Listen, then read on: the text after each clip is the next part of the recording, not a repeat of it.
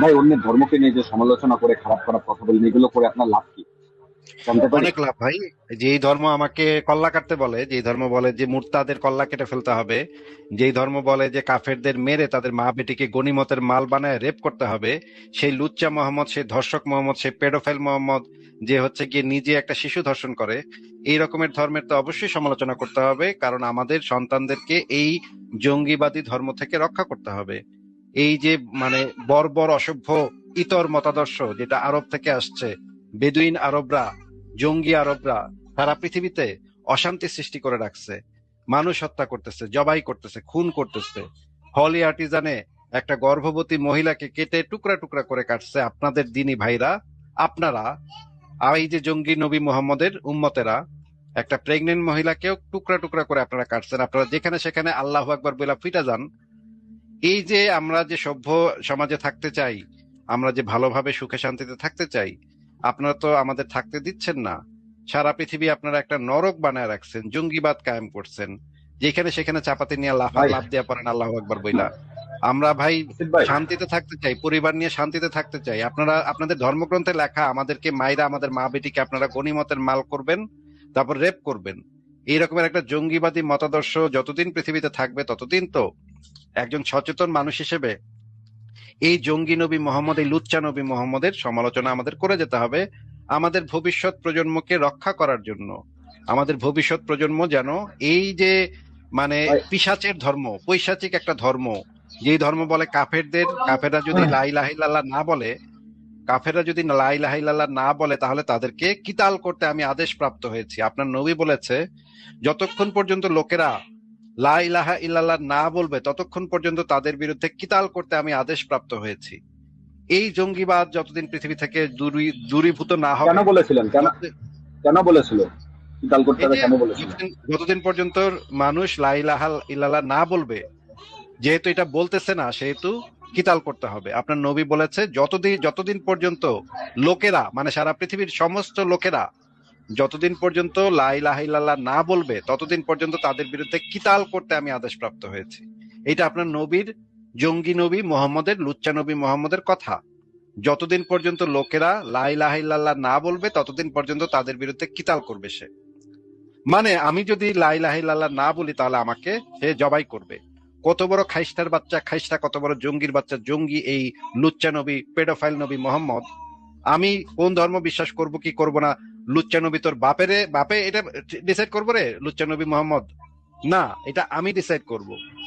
আমি একটা আচ্ছা, সভ্য আপনি যে মানুষ। বললেন যে শিশুর সঙ্গে খারাপ কাজ করেছিল, উনি তো আয়সাকে বিয়ে করেছিলেন, তাই না? তাহলে এটা মানে শিশুর বিয়ে দর্শন করলে কি তো করে ভাই, হয়? বিয়ে করলে তো শিশুটা বড় হয়ে যায় না তো ভাই?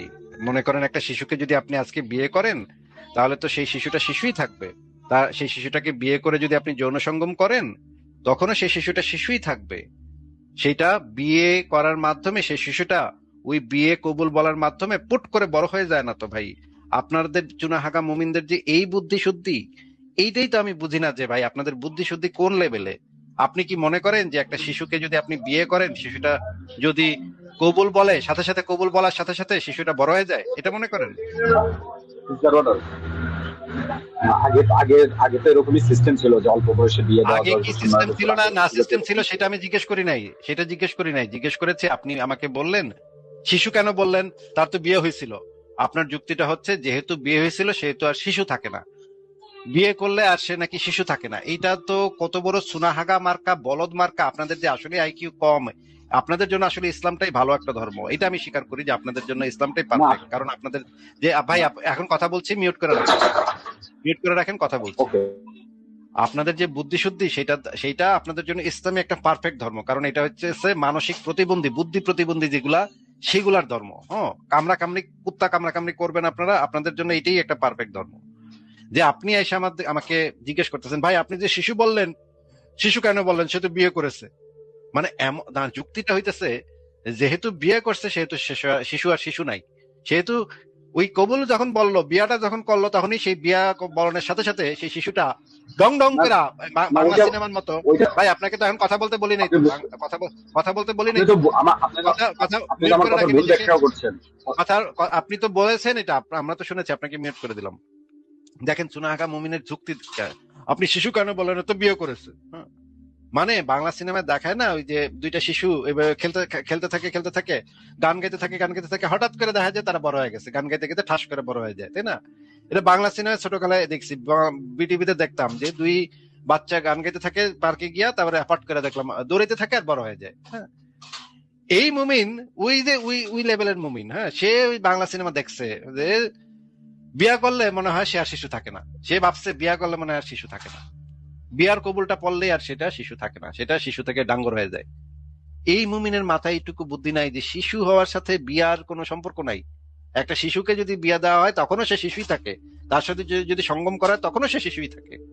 সে সব যুক্তি দিতেছে, দেখেন মুমিনের কি যুক্তি রে ভাই। এই যে চুনাহাগা যে বলি, নামটা যে চুনাহাগা দিছি, এটা হচ্ছে আমরা তো সাথে তো দেই নাই, এই লেভেলের বুদ্ধি শুদ্ধি। হ্যাঁ, মানে মানে ঘিলু কতটুকু একটা, মানে যদি একটা নিজের বিচির সমান ঘিলো যদি মাথায় থাকতো তাহলে তো এই কথা কইতো না যে ভাই শিশু বললেন কেন, ও তো বিয়ে করছে, শিশু বললেন কেন। আরে, শিশু কবুল বললে কি সাবালক হয়ে যায়? বুদ্ধি শুদ্ধি কি।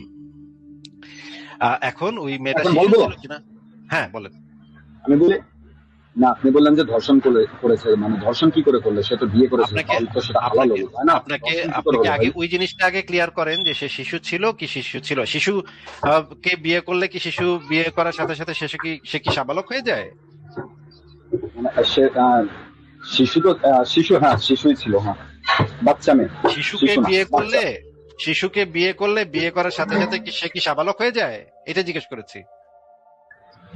না না, তাহলে তো সে বিয়ে করলেও তো শিশুই থাকে নাকি? একটা শিশুকে হ্যাঁ হ্যাঁ বিয়ে একটা শিশুকে যদি আপনি হ্যাঁ, বিয়ে বলেন, করেন, আপনি শিশু বলেন। কিন্তু শিশুই থাকবে, বিয়ে করার সাথে সাথে তো সে ডাঙ্গর হয়ে যাবে না তো নাকি?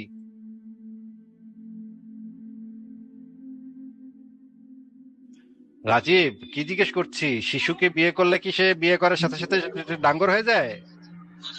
ভাই বলবো কি করে? আপনি তো আমাকে মিউট করে রেখেছেন। আমি আপনাকে এরপরে আর মিউট করি নাই, আপনি নিজেই নিজেকে মিউট করছেন, মিথ্যা কথা বলেন কেন? তখন একবার আচ্ছা মিউট বলেন করেছিলাম, কি? কিন্তু এরপরে তো আর মিউট করি হ্যাঁ নাই, বলেন। আবার মিথ্যা কথা কেন বলছেন? আপনি তো মিথ্যাবাদীও বটে। আচ্ছা বলেন। লুচ্চা নবী মোহাম্মদের থেকে এই সমস্ত বাটপারি শিখছেন নাকি? হ্যাঁ হ্যাঁ, আপনি তো অনেক ভালো মানুষ, ঠিক আছে, আপনার তো কোনো তুলনা নেই, কোনো ভুল নেই, কোনো দোষ নেই, ঠিক আছে। লুচ্চা নবী মোহাম্মদের কাছ থেকে এই মিথ্যা কথাটা শিখেছেন। আমি